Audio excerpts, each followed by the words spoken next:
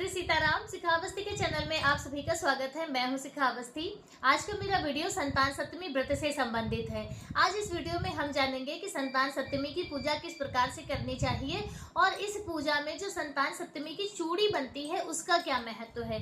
क्या हमें प्रत्येक वर्ष नई चूड़ी बनवानी चाहिए, सोने की, चांदी की, किस धातु की चूड़ी बनती है और उसके साथ ही इस चूड़ी को हमें कितने दिनों तक पहनना चाहिए।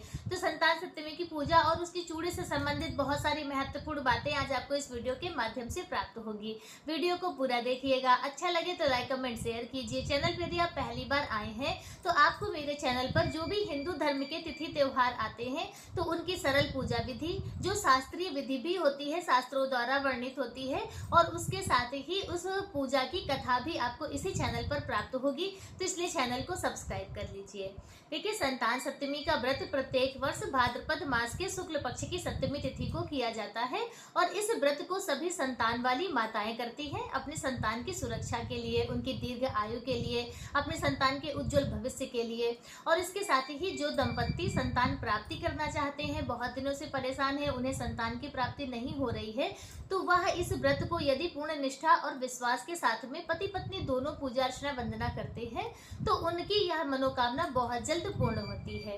संतान सप्तमी की पूजा में भगवान भोलेनाथ और माता पार्वती की गणेश भगवान के साथ में पूजा अर्चना होती है और इस पूजा में जो भोग प्रसाद बनता है उसमें 14 पुए बनाए जाते हैं, 14 की संख्या में, जिन्हें आप मीठी पूड़ी भी बहुत से लोग कहते हैं, तो वह बनती है और साथ साथ के अलग अलग करके उनका भोग लगाया जाता है। किस प्रकार से और क्या करना है वह आगे पूजन विधि में हम जानेंगे।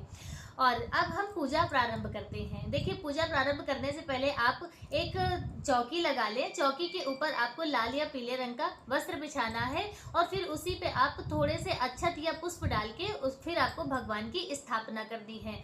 सबसे पहले हम भगवान का ही आवाहन करते हैं। तो भगवान आप जो भोलेनाथ और माता पार्वती लेंगे तो इसमें देखिए माटी के जो बनाकर पार्थिव शिवलिंग और माता पार्वती, जैसे हम लोग हरतालिका तीज में भगवान बनाकर पूजा अर्चना करते हैं, तो विधान हमारे शास्त्रों में यही है। यदि आप कोई कारण है और आपको मिट्टी के बने हुए भगवान नहीं प्राप्त हो रहे हैं तो उसके स्थान पे आप फोटो रखकर भी पूजा अर्चना कर सकते हैं। देखिए, भगवान भाव के भूखे होते हैं। भाव से यदि आप उस फोटो में भी पूजा अर्चना करेंगे तो भगवान आपकी पूजा मान्य करेंगे। ठीक है, तो यह तो हो गई भगवान की स्थापना। उसके बाद आपको एक कलश की स्थापना करनी है जिसमें आपको अष्टदल कमल बनाना है। फिर एक पात्र में गंगा जल, शुद्ध जल और एक सुपारी, सिक्का, हल्दी की गांठ, लौंग, इलायची, थोड़ा सा कुछ मीठा डालकर, और फिर आपको उसी पर पंच पल्लव रखने हैं और एक पूर्ण पात्र रखना है जिसमें से आप पूर्ण पात्र यानी कि चावल का या किसी भी अनाज का भरा हुआ आपको पात्र रखना है। यदि आप दीप कलश बना रहे हैं तो उस कलश के ऊपर आप दीपक जला दें। यदि आप श्री कलश बना रहे हैं तो नारियल रख दीजिए। इस प्रकार से आपकी कलश की स्थापना हो गई और अब आपको पूजा अर्चना वंदना करनी है। पूजा प्रारंभ करने से पहले आपको दीप प्रज्वलित करना है और यह दिया जब तक आप पूजा करेंगे उतने समय तक यह जलना चाहिए और उसके बाद फिर दिया शांत हो जाता है। उसमें फिर आपको ज्यादा देर तक नहीं, मतलब जितना आपकी श्रद्धा हो उतना आप जला सकते हैं, लेकिन पूजा तक आपको दिया जलाना है। और फिर दिया प्रज्वलित करने के बाद सबसे पहले आप अपना आसन शुद्ध कीजिए, आप स्वयं को शुद्ध कीजिए, आचमन कीजिए। फिर जितनी भी पूजन सामग्री है सब में गंगा जल का या शुद्ध जल का आप छिड़काव करते हुए पुंडरीकाक्ष भगवान का नाम लेते हुए आपको सभी वस्तुओं में जल का छिड़काव करके पवित्र करना है। अब आप दीप प्रज्वलित कीजिए और फिर पूजा प्रारंभ कीजिए। भगवान से अपने व्रत और पूजा का संकल्प लीजिए कि आप अपने संतान की सुरक्षा, उनकी दीर्घायु और कामना के लिए यह व्रत कर रहे हैं, जिसे भगवान भोलेनाथ माता पार्वती पूर्ण रूप से स्वीकार करें और आपको उसका पूर्ण फल प्रदान करें। संकल्प करने के बाद आपको कलश पूजन करना है। कलश पूजन करने के बाद फिर भगवान भोलेनाथ, माता पार्वती और गणेश भगवान का पूजन करना है, जिसमें से देखिए यदि आप मिट्टी के भगवान बनाकर पूजा अर्चना कर रहे हैं तो उनका अच्छे से आप पंचामृत अभिषेक करें और यदि आप फोटो पर पूजा कर रहे हैं तो आप पंचामृत का और शुद्ध जल का छिड़काव कर दीजिए। और उसके बाद माता पार्वती को आपको जो श्रृंगार की सामग्री है और साड़ी है, चुनरी है, जो भी आपके पास यथाशक्ति हो वह आप माता पार्वती को अर्पित करें। भगवान भोलेनाथ को जनेऊ अर्पित करें, गणेश भगवान को जनेऊ अर्पित करें। उसके अलावा आप भगवान को चंदन का टीका करें, माता को सिंदूर अर्पित करें और इस प्रकार से आप पूर्ण पूजा भगवान भोलेनाथ और माता पार्वती की विधिवत रूप से जैसे आप करते हैं वैसे कीजिए। और पूजा अर्चना करने के बाद फिर आपको भोग लगाना है, धूप दिखा दीजिए और फिर आपको भोग लगाना है। तो जो आपने 14 की संख्या में पुए बनाए हैं वह 7 पुए आपको अलग रखने हैं और 7 पुए आपको दूसरी जगह अलग रखने हैं और उन दोनों, एक आप माता पार्वती को अर्पित करेंगे और एक आप स्वयं अर्पित, मतलब आपको जो व्रती महिला होती है उसके लिए वह पुए होते हैं। तो देखिए अब बात आती है कि जो संतान सप्तमी की चूड़ी बनती है तो उस चूड़ी का भी हमें आज के दिन पूजन अर्चन करना होता है। तो जो भी जितने पिछले वर्षों से जितनी आप पूजा करते हुए आ रहे हैं, तो देखिए बहुत से लोग प्रत्येक वर्ष चांदी की या सोने की, जैसी आपकी सामर्थ्य हो वैसी चूड़ी बनवाई जाती है और खुली चूड़ी होती है, वह पूरी बंद नहीं होती है, थोड़ी सी वह खुली होती है और दोनों तरफ 7 की संख्या में लाइनें बनी होती है, यानी कि पूरी चूड़ी में आपको 7 लाइनें बनी होती हैं। तो वह संतान सप्तमी की चूड़ी कही जाती है।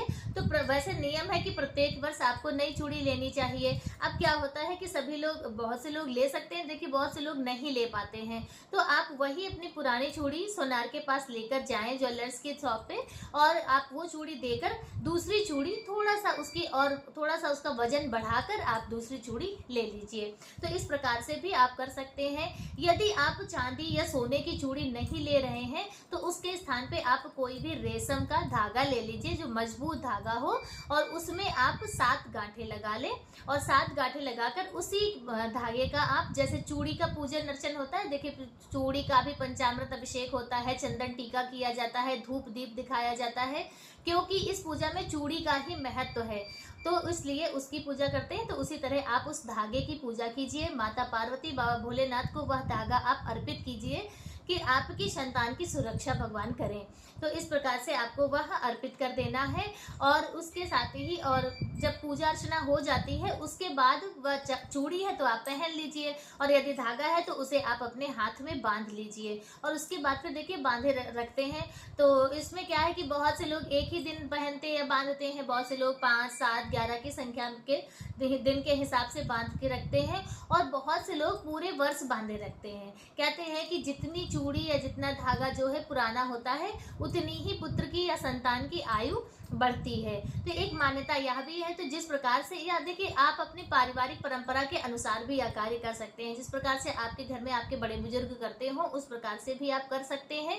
और यदि आपने ही इस व्रत को प्रारंभ किया है तो आप जितने दिनों तक आप पहन सके उतने दिन पहने और फिर उसे सुरक्षित अपने पास रख लें।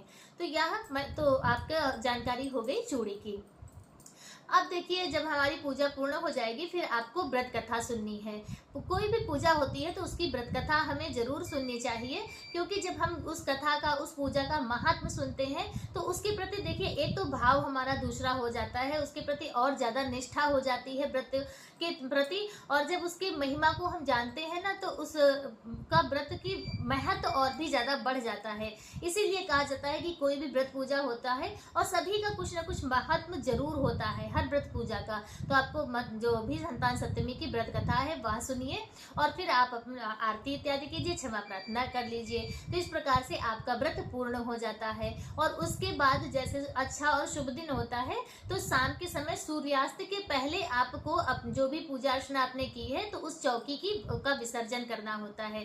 विसर्जन में आपको, जैसे आपने मिट्टी के भगवान बनाए हैं तो आप, यदि आपके घर के आसपास कोई भी जलाशय है, तालाब है, नदी है तो आप वहां पर ले जा सकते हैं। नहीं तो आप घर पर ही एक टब में साफ सुथरा जल रख लें और उसी में थोड़े से फूल तोड़कर डाल दें और उसी में आपको भगवान विसर्जित कर देने हैं। जो भी श्रृंगार सामग्री आपने माता पार्वती को अर्पित की थी और जो भी प्रसाद आपने, जो पुए हैं वो तो आप स्वयं खाएंगे। इसके अलावा जो ऋतु फल जैसे हम चढ़ाते हैं और ड्राई फ्रूट्स, मेवा इत्यादि भगवान को जैसे चढ़ाया जाता है, तो यह जो प्रसाद होता है वह अपने पारिवारिक जनों में, अपने आसपास पड़ोस में उस प्रसाद को बांटना चाहिए। और उस जो भी श्रृंगार सामग्री है वह आप किसी ब्राह्मणी को दान दे दीजिए। तो इस प्रकार से संतान सप्तमी की पूजा आपकी संपूर्ण होती है, व्रत आपका संपूर्ण होता है। और देखिए संतान सप्तमी की जो पूजा है ना वो बहुत ज़्यादा महत्वपूर्ण है। तो यदि आप भी करना चाहते हैं तो कर सकते हैं, बहुत विस्तृत भी नहीं है, बहुत आराम से पूजा हो जाती है। सरल तरीके से आप पूजा अर्चना बंदा करके अपने संतान की सुरक्षा के लिए भगवान भोलेनाथ माता पार्वती से आशीर्वाद प्राप्त करें। तो संतान सप्तमी व्रत से संबंधित आज का वीडियो मेरा बस इतना ही। वीडियो कैसा लगा कमेंट करके जरूर बताएं। मिलते हैं दूसरे वीडियो में किसी दूसरी जानकारी के साथ। तब तक के लिए श्री सीताराम।